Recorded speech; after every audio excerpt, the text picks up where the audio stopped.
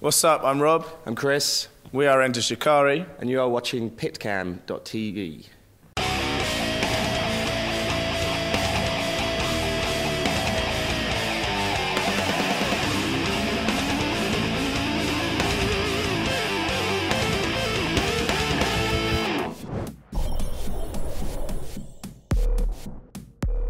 Hey, I'm Monika with PitCam, and I'm here with Rob and Chris from Enter Shikari. Hello. Hey. You just arrived from Poland today. How was the show last night? It was hot, sweaty, and packed to the brims. Yeah, it was awesome. It was quite a relatively small venue, really low ceiling, but it was sold out, and the Polish just go absolutely mental. They were literally jumping off the walls, climbing over each other. It was a really good set. A bit crazier than the rest of Europe? I think so much so that they need to be sectioned. Oh, really? Yeah. Sounds good. You played shows pretty much all around the world. What's the most amazing place you've been to? I guess it's kind of the places that you don't get to go to as often that you really remember, like South Africa we went to, which was really amazing. I don't know, Japan's always great fun. I've actually heard several British bands say that Asia, or especially Japan, is where they feel the most out of place. Yeah. You guys? Well, unfortunately, we haven't been able to do as much of Asia as we'd like to. In fact, all we've done is Japan. But certainly, I mean, you go to places like Australia, which is the other side of the world, yet it's so similar to being back home that it could just be, the next country could be in Wales or something. Apart from it's sunny. Apart from it's sunny, yeah, that's true. But yeah, I'd say probably Japan is the strangest place we've been to. I heard that they don't clap between songs. Oh no, they do. They do. Yeah. When you finish the song, they'll clap like really hard and then just go silent. Yeah. And No screaming, nothing like that. No, because like in Europe, everyone's sort of drinking or going to the bar or chatting between friends, and there's lots of mumbling or people shouting out or something. Whereas they'll just be so silent, waiting to hear every word that you have to say. And obviously we're not fluent in Japanese, so it kind of goes all quiet and awkward, right on to the next song. But they do understand you. No. You speak English. No, they speak very little English. Huh. So you have to, we get someone back to learn a couple of phrases beforehand, and they get big cheers, but then that's only in between one or two songs, and the rest of the time you just have to... We kind of just talk to ourselves and have a laugh between ourselves and just hope that they catch that vibe, It's like, oh, well, they look like they're having fun, they must be being really funny, Any countries left on your wish list? Oh gosh, yeah. Well, still loads of Asia that we'd like to do. We actually did almost have a Southeast Asian tour booked, but it fell through for one reason or another. Promoters weren't working out or something. And South America, we'd love to go to Central and South America. Never been there. Apparently shows are crazy there as well. Yeah, that's what I heard. You won Best Live Act last year at Kerrang Awards. It must be kind of like the biggest compliment you can get as a band, being Best Live Band. Yeah, it's always very, very nice to hear from anyone, let alone, from a lot of people voting. That, generally means a lot. And I guess for us, the way we started our band, the way we just got in a van and started touring, the live side of it has always been, very important to us. So, yeah. Do you put any effort into making the shows better? Do you talk amongst yourselves saying we want to change this or make this part better?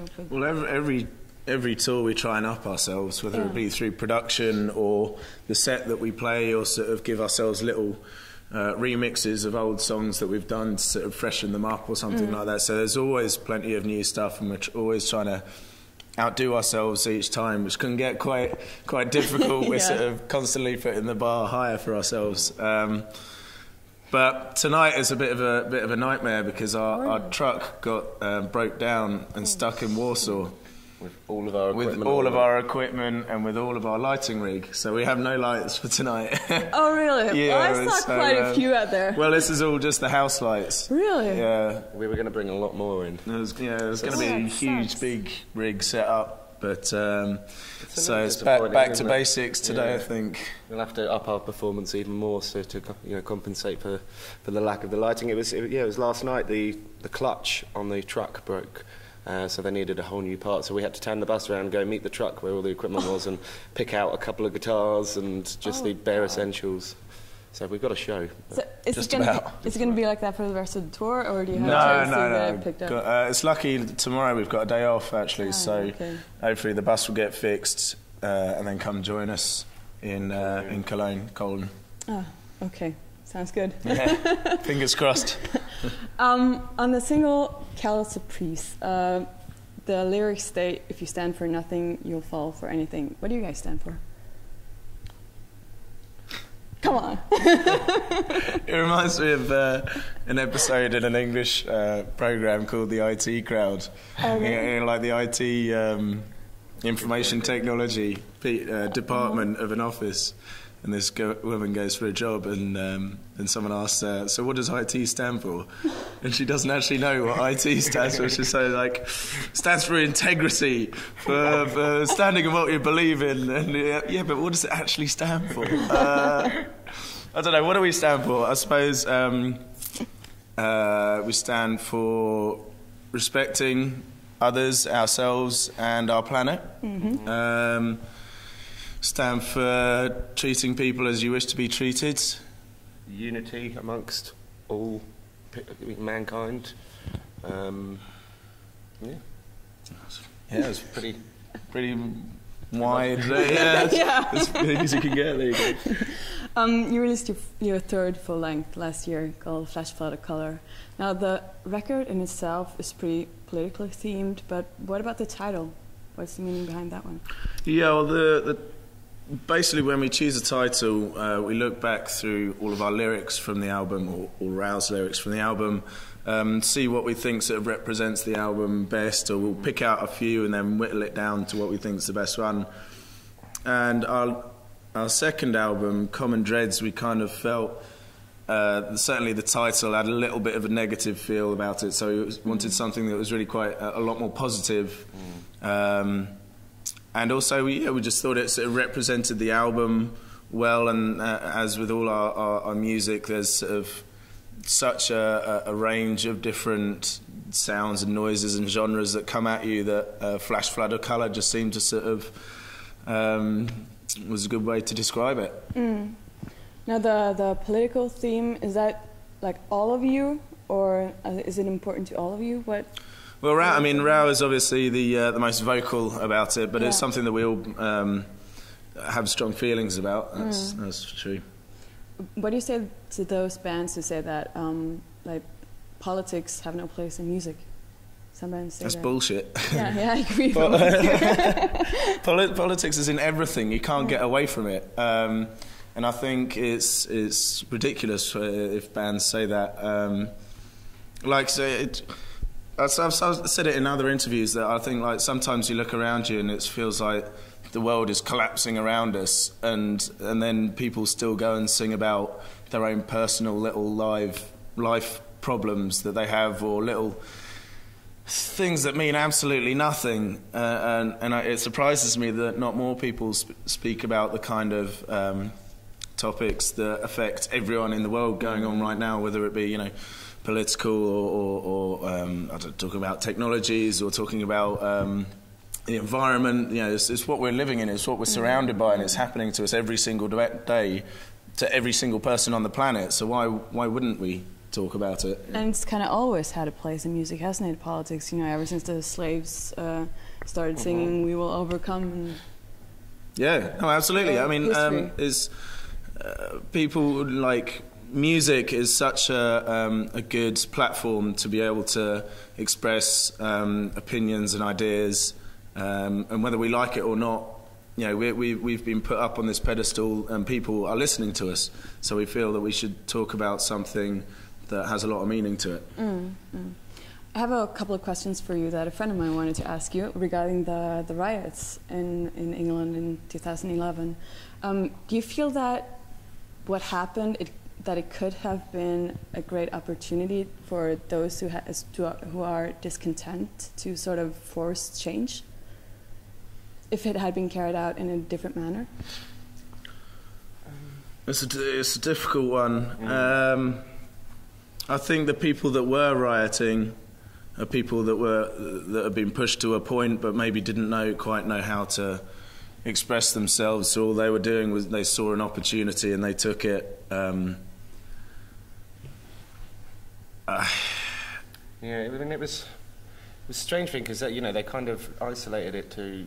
They were just saying, it was only a certain group of people that were in gangs or something like that, but to be honest, it wasn't. And it was like, looking back at it, like Rob says, if people actually had a proper way to have their voices heard, we just think it was because, to be honest, they felt like they had nowhere to go to, almost. And to be honest, just blaming a load of people and saying, they're all in gangs and stuff like that isn't really...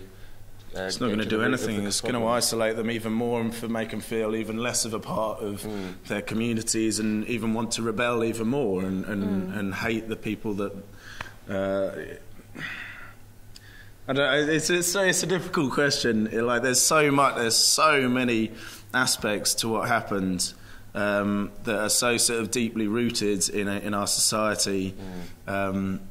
Just the system that we're living in kind of perpetuates it. And like people sort of being felt like they've got absolutely nothing to lose, which is why they might go and do that, or they're constantly being shown adverts of these trainers that they have to have every single day, otherwise they're not worth anything. And then when they see someone breaks a window and there's that pair of trainers just sitting there, well, of course they're going to take them because they've been told their whole lives that excuse me, this is what they need to be accepted into society. And there's so many problems, there's so much wrong with our society at the moment that it just kind of grows these things in people's heads that makes them believe that that's all they can do, that's the only option they have is, to get like that.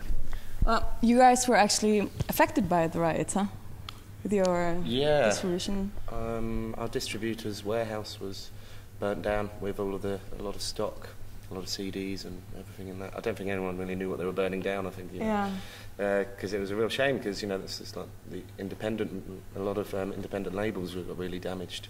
Yeah. So it was a real shame. You think it changed anything, or is it just gone back to the way it was? If anything, it's probably changed things for the worse. Probably made laws get stricter, policing get tighter. And have even sort of less freedom for I don't know, peaceful protest, things like that. Because now it'll just be seen that if it's at all likely to go in anywhere near that, then it's just going to be sort of locked down. So it's probably just made things worse. Do you think singing about politics and social issues that it actually makes kids more aware of this? The people who listen. I think it definitely does. We've had a lot of people come up to us and say that they really respect what we talk about, and that it's kind of. I mean, I don't know if it sounds a bit big-headed if I say that we've sort of changed people's outlook on things, but I think some people it has sort of broadened their views on maybe sort of world issues, and make them take a step back and look outside the box and think less of just sort of what they may have been focusing on throughout their lives. So, and at the end of the day, we are musicians, we're not politicians, and the music comes first. So, if people do, after listening to the music, want to look deeper into what we're talking about, then that's great, and I think it does happen. So, what's next for you guys? More of the same, to be honest. Hopefully we're going to get into a studio pretty soon, just to get some ideas down. And then, March we've got an American tour. And then in April we're going back to the roots because it's like kind of celebrating 10 years as being a band. So we're going back to to smaller venues all around the UK in places that bands don't really play. Not in big cities. Do lots of smaller ones in surrounding towns and places like that. The first gig is in a venue called the Cheese and Grain venue in a place called Frome. I've never even heard of Frome. England's not a big country, but there are places that we're going to that I've never heard of before. So it's going to be fun. That's the way you're going to do with all the lights and stuff, leave it outside? Yeah, mad. Let's see. Maybe we'll use the the cheese and grain factory. We'll see what setup they have.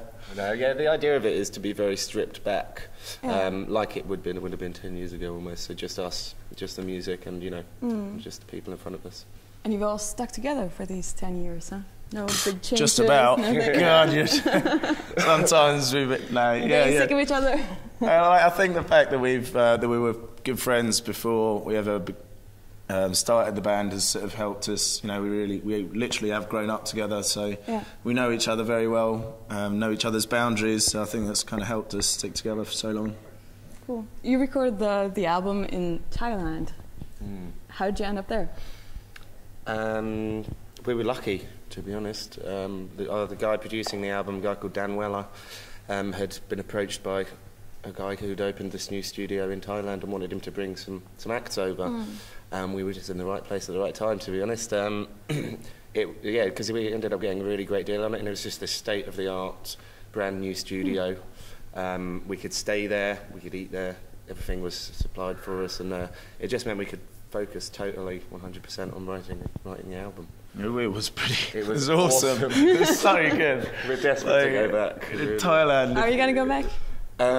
We'd like to. Don't know if we could afford it. But yeah, I think after lots of bands have been over and people have heard how good it is, I think they've raised their prices a little bit now. No, I remember one time just sitting. They got a little pool in their area, and I was sitting on a lilo looking up at the burning hot sun with a cold beer in my hand, thinking, how did it get to this? We really landed on our feet here. We don't deserve this. Well, maybe you do. Your fans think you do. Well, thank you so much for talking to us. Do you have anything you want to say to your Berlin fans? Thanks for the support.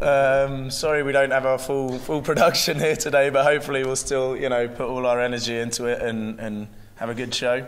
So enjoy. If you're not coming, then we'll see you next time. Thanks a lot. Thank you.